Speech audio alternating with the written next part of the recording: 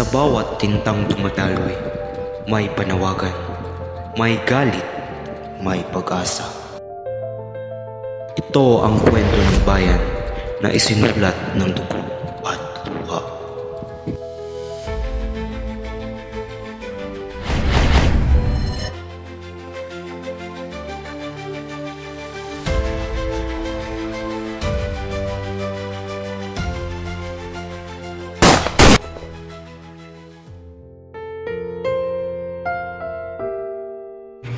Bago siya bumagsak, isinulat niya ang hinaharap.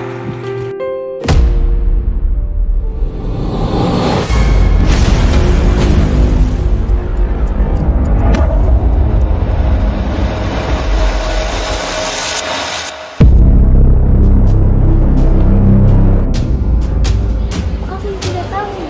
Buhay ka! Tulungan ako ng isang dating kaibigan. Wala ng oras. Kailangan ko nang malis. Pabalikan.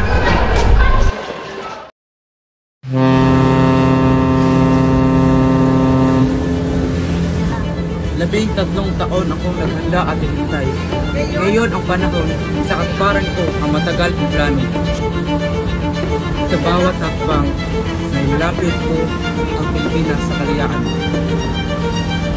Kahit maad pa sa luguan. Yung babalo? Basilio, kalayaan o kamatayan? Pumili ka.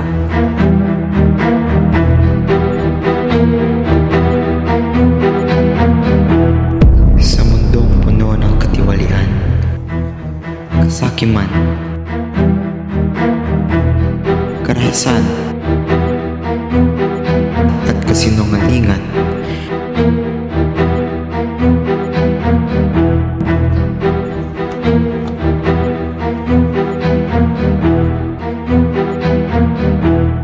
mayroon pa ba akong pagpipilian?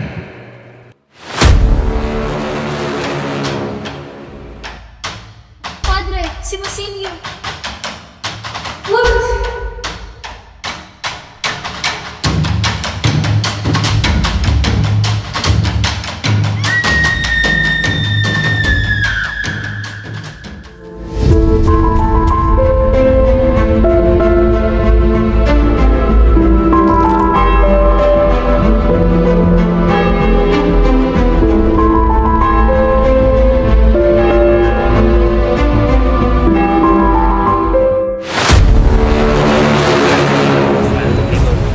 Basilio! Anak ko! Nandito na ang mama!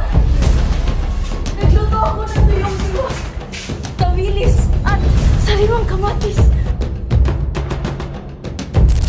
Basilio, anak ko! Asan kayo? Basilio! Wala! Wala akong kasalanan!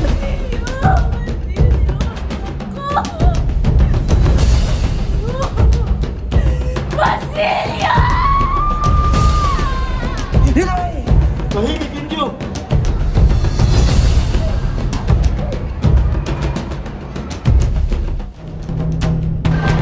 Sa loob ng katunay po ay isang bagay na nagsasabi ng katotohanan.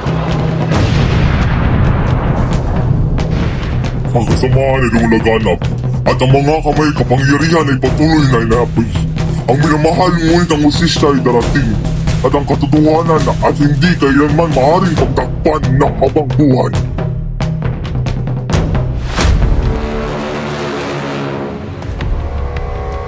Basilio, tingin mo si Maria Clara sa kumbento. Ginong Simon, huli na! Patay na si Maria Clara! Hindi maaari.